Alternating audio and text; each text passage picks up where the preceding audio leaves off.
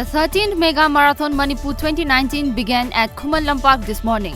The marathon was organized by United People's Front, Manipur under the supervision of Athletic Association of Manipur.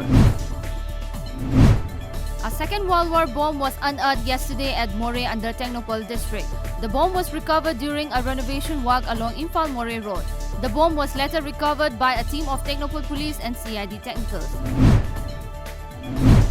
The historical Ultrapath at Nambol Naurem under Bishnupur district is in a deteriorating state due to lack of management by the concerned authorities. The number of migratory birds at the Ultrapath is also decreasing owing to the negligence of the Forest Department. Masad annual magazine Mahiroi was launched yesterday at Kirori Mal College, DU, by the executive term of 2020-21. The President Chinkai Saikom briefed about the importance of publishing annual magazine by Manipuri students community living in Delhi.